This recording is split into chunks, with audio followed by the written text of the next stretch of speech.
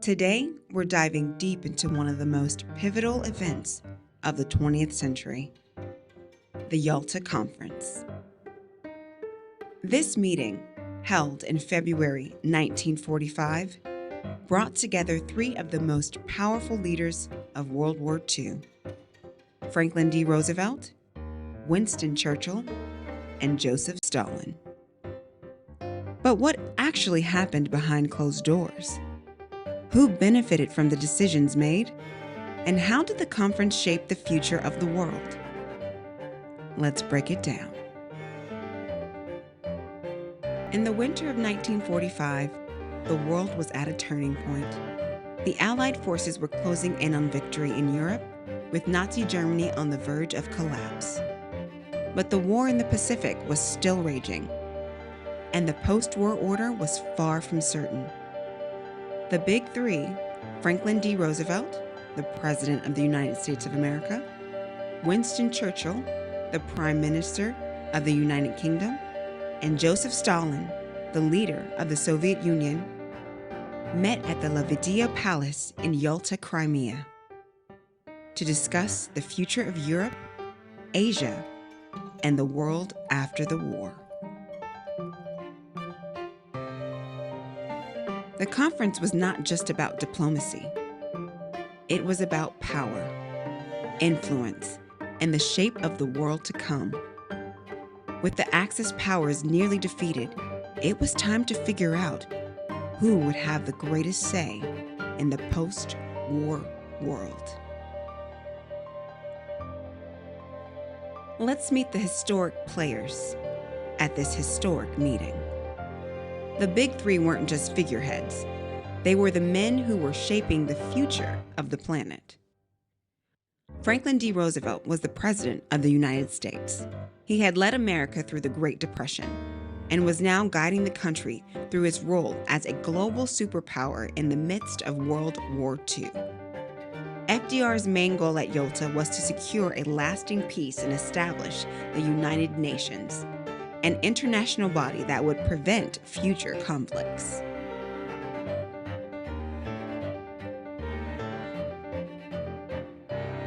Then there was Winston Churchill, the British Prime Minister, who had spent years leading the charge against Nazi Germany. Churchill's concerns were primarily about the security of Europe, especially Eastern Europe, which he feared could fall under Soviet control. And finally, Joseph Stalin, the leader of the Soviet Union. Stalin had led the USSR through a brutal war against Nazi Germany and had suffered massive losses. His main concern at Yalta was the security of the Soviet Union in Eastern Europe, which he wanted to dominate as a buffer zone against future invasions. At Yalta, the Allies had several key issues to discuss. Let's break down the major decisions that came out of this conference. 1.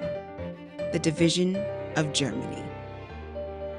The Big Three decided that once Nazi Germany surrendered, the country would be divided into 4 occupation zones: the United States, the United Kingdom, the Soviet Union, and France would each control a portion of the country.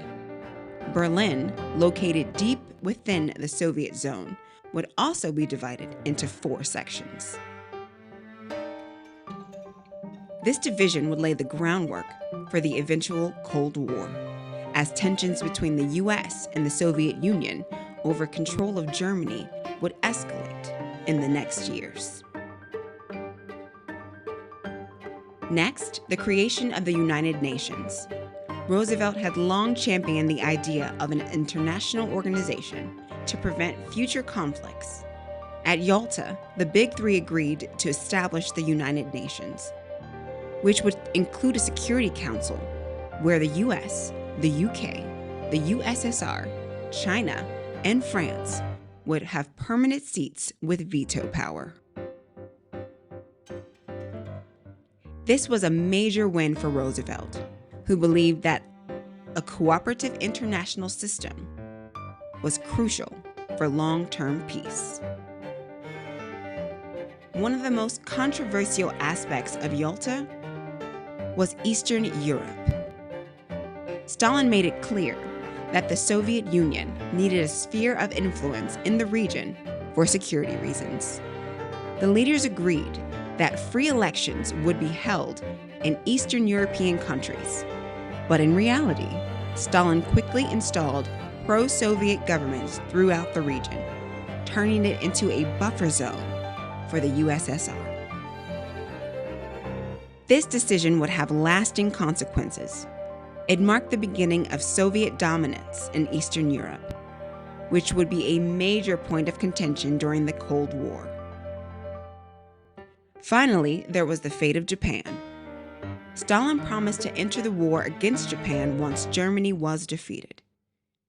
In exchange, he wanted territorial concessions in Asia, including the return of territories lost to Japan in the Russo-Japanese War, and the establishment of Soviet influence in Manchuria and Korea. This promise from Stalin played a crucial role in the eventual defeat of Japan, but it also set the stage for Soviet expansion into East Asia. So, who benefited from the Yalta Conference? Let's break it down. Roosevelt was probably the biggest winner in terms of his long-term vision. He secured the foundation for the United Nations, which would later become the world's foremost peacekeeping body. His push for international cooperation was a key theme of the conference. Churchill, on the other hand, had a much tougher time. While he did manage to get some concessions from Britain, particularly in the realm of post-war reconstruction, he was deeply concerned about the Soviet influence in Eastern Europe. Churchill's worst fears about Stalin's expansionism were realized within months of the conference. And then there's Stalin. Stalin might not have gotten everything he wanted, but he did manage to secure Soviet control over much of Eastern Europe, and the promise of territory in Asia gave him even more leverage in the post-war world. By the end of the conference, the USSR was firmly positioned as one of two global superpowers. So, what did all of this mean for the world? Yalta didn't just mark the end of World War II, it marked the beginning of the Cold War.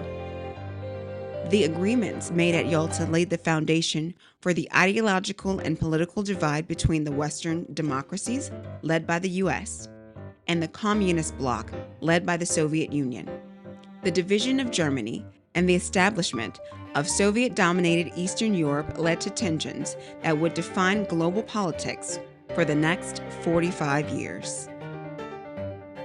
Though the Yalta Conference was hailed as a success at the time, many of the decisions made there, particularly regarding Eastern Europe, were seen as a betrayal by later generations. Churchill himself referred to the agreement as having created an iron curtain across Europe. Ultimately, the Yalta Conference was a critical turning point. It shaped the post-world order, established the groundwork for the Cold War, and altered the balance of power across the globe. It was a meeting that brought leaders together to plan for peace, but also sowed the seeds of future conflict.